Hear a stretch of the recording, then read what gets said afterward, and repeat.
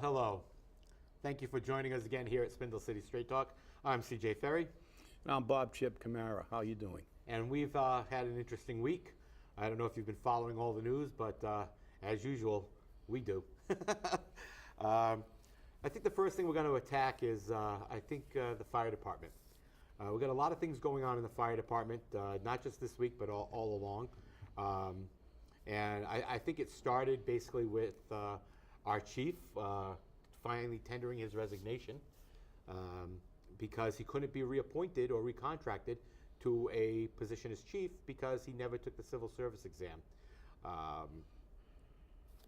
And everyone's like upset and everyone's not upset. And it seems like our city government forgot what they did. I mean, you remember what happened here, don't you, Bob? I mean, this was like a no-brainer for me. Yeah, it was pretty simple for everybody but the government, it seems. When the move after the Coogan fiasco took place and the city council decided to go back to civil service, there was a transition period where they had to maintain a contract chief in order to allow the people who were going to compete for the fire chief's position through a civil service exam would have time to study, take that exam, and get a list down. And the plan was to have an interim contract chief, and then after the agreed upon time, that chief would then leave, and the position would revert to civil service, and it would be filled in accordance to civil service law, which means the hiring of a fire chief would be from a certified promotion list and from the top 3 candidates. But apparently, somewhere along the line, they forgot about this. Only in Fall River. But I guess when it was made clear to people, including our chief, who wanted to stay on for another couple of years, he finally did tender his resignation. And there's a lot of rumors why he wanted to stay on for another couple of years. But again, those are all rumors, and we know how those are here in Fall River. But I'm glad to see that the department's starting to move forward, and the city now needs to pick a new chief. So we'll see what happens with that. And we'll keep you informed on what happens with the chief selection as it goes on in the process. And then, of course, we had the Bacon wrapped in Scallop scandal. I love the way they name these scandals in Fall River. But that was an interesting situation. And this is where a city firefighter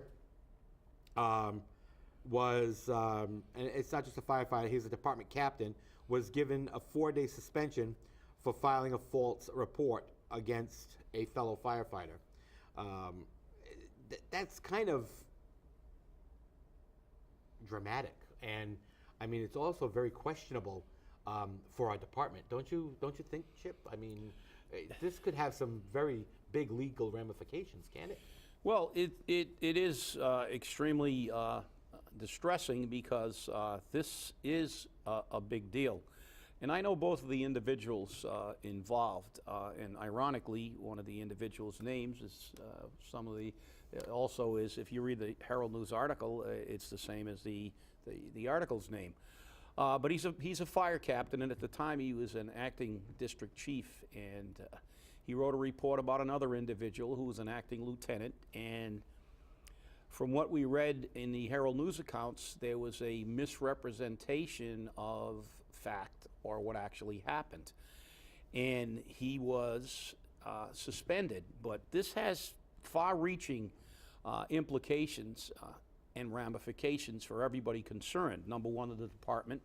Number two, the individual. And I know the individual. He is a very conscientious guy, but he is on the promotion list for district fire chief, and he may have done something that could jeopardize his promotion, because you have to learn when you become a chief that your credibility is paramount, because you have to go to court and testify about arson cases and about other incidents that you respond to. And that testimony has to be under oath and it has to be basically beyond reproach. So if you are censured for filing a report that was inaccurate, that could come back and affect your ability to perform as a chief officer.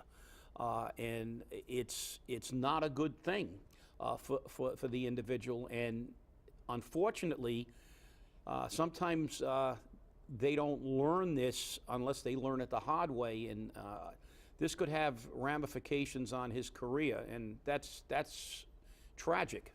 Yeah, this isn't something that can be fixed with the beating by a wet fire hose, huh? Definitely can't fix it that way, that's for sure. No, and you know, it affects two people's careers, and it affects the entire process and the integrity of the promotional process now. What really got me about the Herald News, they had a little caveat at the end talking about his fundraising and stuff for muscular dystrophy, which is good, but I don't know, it seems totally irrelevant to the issue at hand, which is another reason that sometimes when I read Herald News articles, I wonder, you know, why they put things in certain articles. I was going to ask you, I was like, what does that have to do with this? I mean, you know, does this have anything to do with the cost of cheese in China? You know, I mean, it's like, you know, what's going on? But again, it's, you know, it's, as many people call it, it's the sterile news, you know? It's just a thing that happens.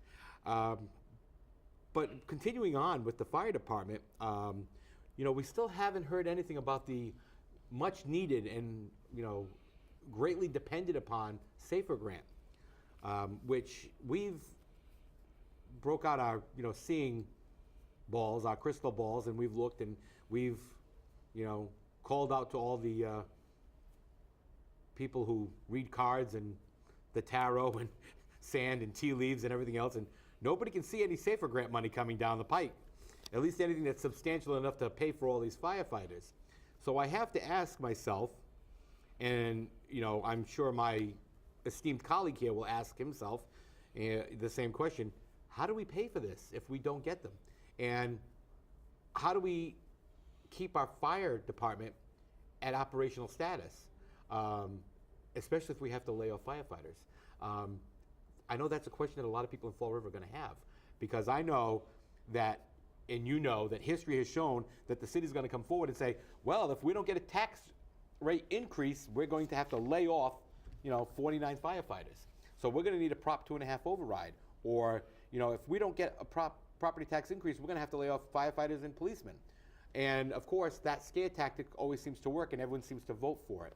But maybe there's another way they're going to do it. I don't know. What do you think, Chip? I mean, well, I mean, there are a few ways to approach it, but obviously it's going to be a devastating effect. We have 84 firefighters, as opposed to 98 from last year, that are being funded by the city, and we have 66 funded by the SAFER grant. So, I mean, 66 out of 100 out of 150 firefighters is quite a large amount. It's almost half. And what do we do? Well, number one, there's no way the city can fund these positions.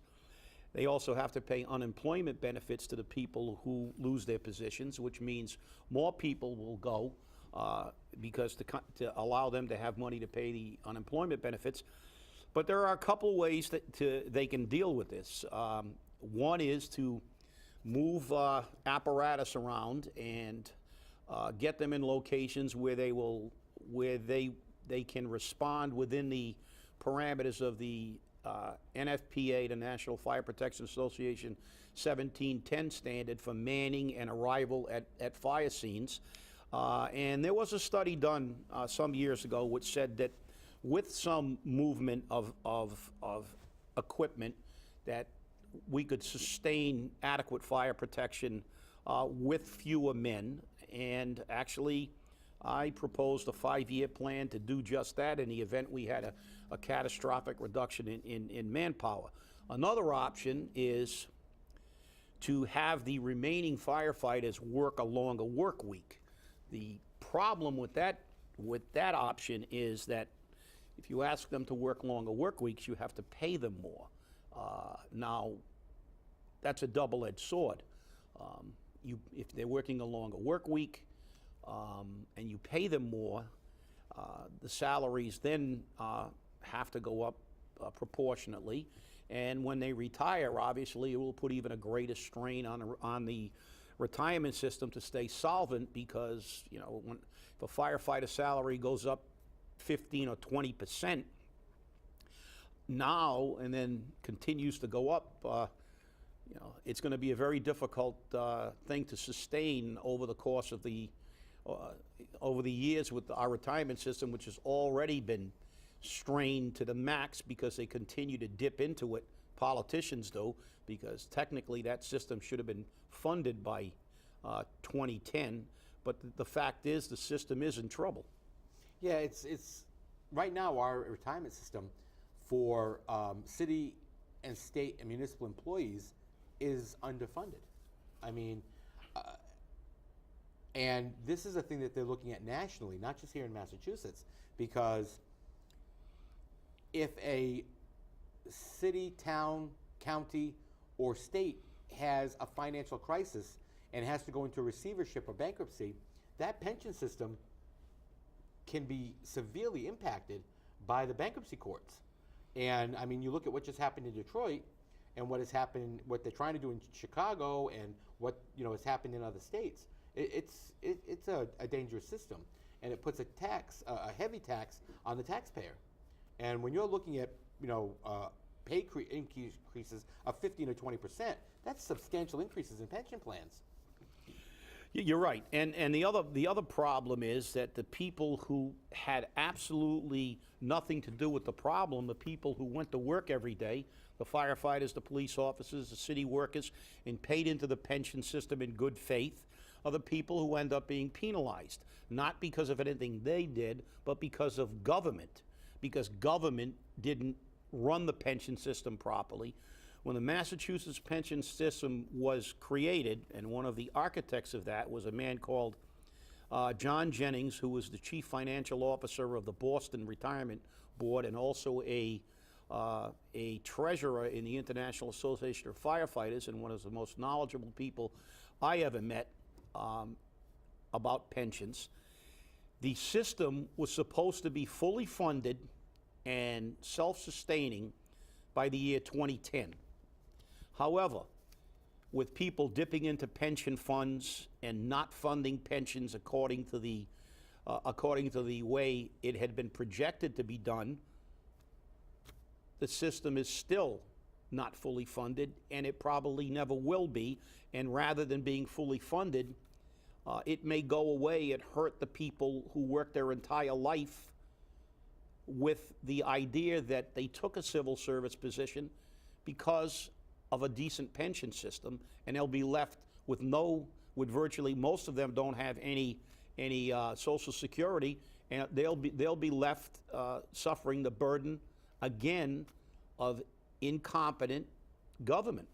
Yeah, and it really scares me a lot because, I've heard stories of times past here in the city when it would come time to take the pension contributions and pay them in, and it would say, I just send them $1,000 for now. We need the money somewhere else. And I was like flabbergasted that actually happened, that statements like that were actually being made. And then I actually got verification that, back during those times, they were actually doing that. They were moving money around to other projects, other things where they wanted that money, and that's what resulted in such a huge underfunding of the pension system. And you go, how can they do that? Well, politicians do what they want. They're never wrong. Well, they do it, and they do it not only in the pension system. We've seen what happened with the health care money. They routinely move money out of the health care system to pay other things. That's one of the problems that we have been saying for a long time, and even before we had this show, before the city council, about the fact that our budget, or what we call our budget, any similarity to that and what's actually done with your money is purely coincidental. That's true. That is true.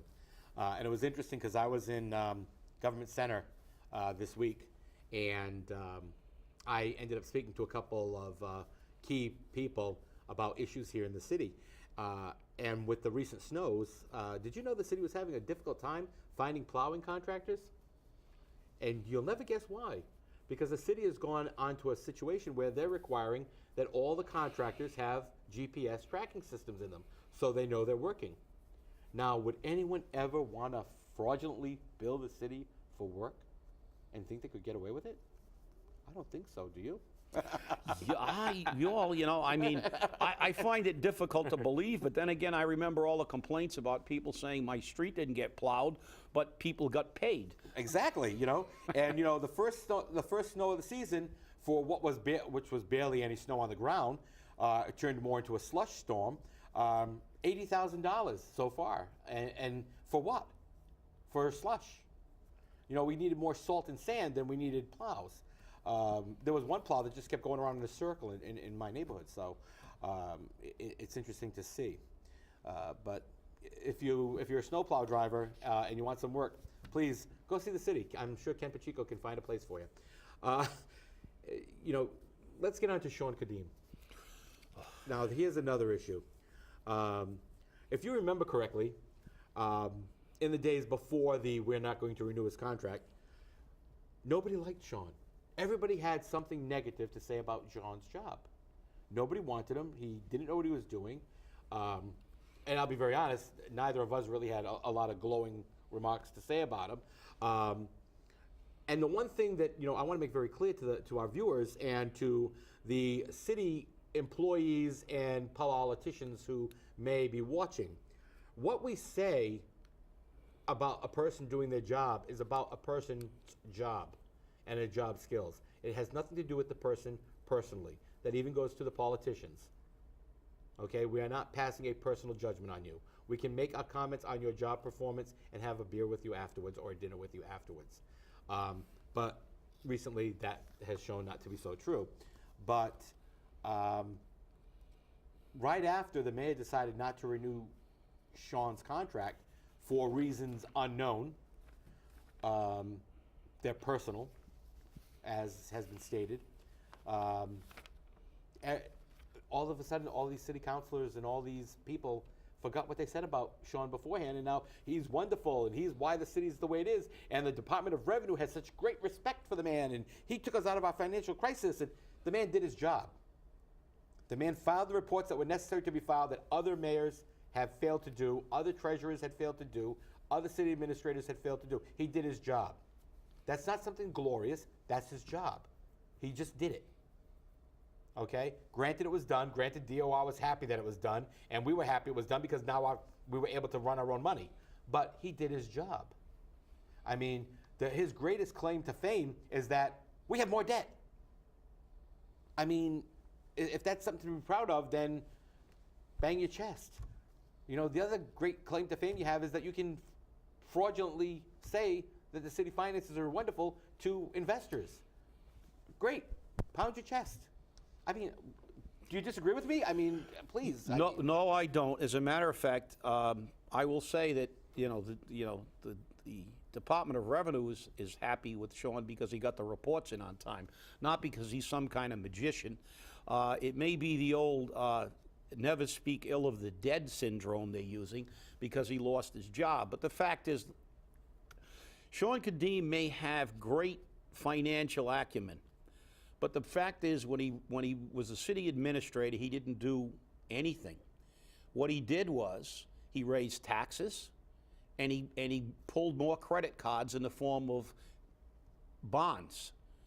All he did was increase debt, increase the cost of living in Fall River, and increase debt to the citizens of Fall River.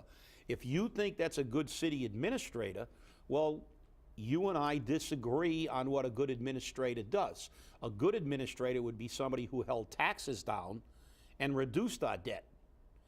If you give me a company to run, and I say, okay, I'll run that company, and I'll just keep spending money, and we'll run it. But someday the bills will come due, but I won't be around. Well, I'll be the greatest financial administrator in the world either. To me, what he did, and I'm not saying he didn't do that under orders, and it very well may have been not his choice to do it that way. But the fact is, let's call a spade a spade. Shawn Cadime didn't do anything great for this city. As a matter of fact, in my opinion, and it's my opinion, he did a lot more harm than good. We have debt, far more debt, and far more increases in taxes and fees than we had before Shawn Cadime walked onto the 6th floor of the government center.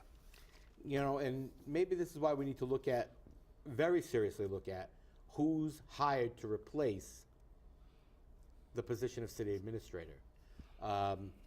Because this was very obviously a political appointment. There was no question about that. And people look at it and they say, well, he did a good job on the school committee, and he did a good job, you know, he did a great job at Raytheon, and blah, blah, you know.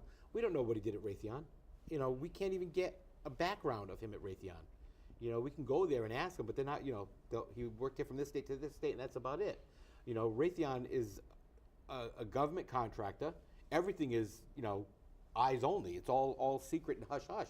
So we got to know what's happening. And one thing that people of Fall River have to remember too is that the position of city administrator didn't exist before Carlton Viveris.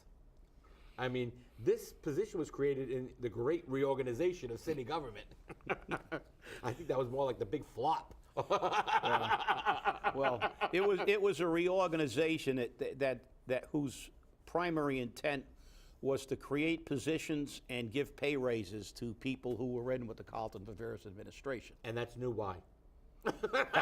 Well, it was new then because they found a new and better way to do it. They created positions and gave new job titles to justify the raises rather than just give out the raises. And it also made the mayor's job much easier. Now the mayor doesn't have to work for his $100,000 plus a year. Yeah. Now he can sit around and look great and spend his time on Federal Hill. Yeah, and in essence, he's a ceremonial mayor because he has an administrator to run the city. Technically, if you do that like Worcester does, Worcester's mayor gets a token salary. The last time I checked, it may be slightly more, but the mayor of Worcester was making $20,000 a year, and Worcester is the second biggest city in the state. Right. And he was making $20,000 because he was a ceremonial position, and they had a city manager by their charter who ran the city, who made the big bucks because he actually ran the city. So the fact is, the city administrator in Fall River has now relieved the mayor of the burden of running the city. And the last time I checked under our charter, that's what he was elected to do. Right. So we've basically elected a man to do nothing, pay him the big bucks, and allow him to hire somebody to do everything and pay him the same big bucks. And so in other words, we're hiring two people for one man's job. Sounds about right for Fall River government. Yeah. For one treasurer, 4 consultants, 1 assessor, 3 consultants. Yeah, that's how it works. Yeah, that's right. Yeah. And we wonder why we're bankrupt almost. Yeah, this is the way it works. I mean, welcome to Fall River, right? Yeah. You know, and that's why a birth certificate in Fall River costs $15, and from what I understand, it's going up to $20 next. So it's almost not even. It's not worth being born sometime in Fall River. I know it's at the amazing. price of the birth certificate. But I know for a Xerox it's $20. It's amazing, and it's you know you have to laugh about the way things go in this city, and you know we look at these things all the time and we say, well, this is how it goes, but why does it go? That segues us into my turn to from the that's where we're going. commentary. Yes. Let's do it. Well, I'm going to begin by addressing why I believe some of these problems are so prevalent in our city. It's the attitude that no one has the right to go public. That's why I love our show, because we go public with everything. We have no choice. And we're going to do it anyway. But the fact is that it seems that when anything happens that's negative, it's always when somebody brings it to the forefront, they're condemned for doing it. They're negative. You shouldn't do it that way. At the recent school committee meeting, we saw the mayor go on a local radio show and say after the presentation was made, basically censuring those people for making it public.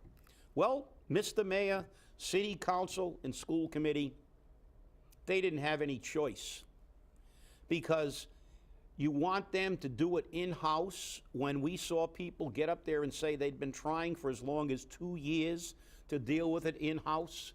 Well, you know, the things are best said when they have the eye of the public on them and there's scrutiny. I say, the hell with the mayor, and make the city council and the school committee listen to you and bring everything to the public. If you try to do it internally and it doesn't get done, call us or go in front of one of these shows and make it public, because it's the only way you can get it done. And now I'll say something good for the holiday season. CJ and I were asked to be kind of guest MCs to introduce a few acts at the Flint Neighborhood Association put on a Christmas pageant at the Morton Middle School auditorium this past Sunday. And I want to congratulate all of those who put it together, the students who participated in the pageant, and the parents who went to that pageant, because it was nice to see something positive in Fall River. We hear a lot about the problems we have in the schools, but we saw something. We saw parents and children and friends getting together and doing something positive. And I say congratulations to you all. CJ? We had a great time at that event too, you know, and our director and technological person, Mario, was one of the lead hosts of this event, and try as he might, everyone wanted to overshadow him, but he just kept putting that plug on. And we all had a great time, and it was nice to finally see the city pull together. And as I said, it's not just one neighborhood, it's all the neighborhoods. We all pull together and we make a great city. So let's continue to do that. And I want to thank you all for joining us today here on Spindle City Straight Talk. And remember, if you've got a problem, if you've got a tip, give us a call, send us an email. We're listening here. Thank you once again. Happy holidays.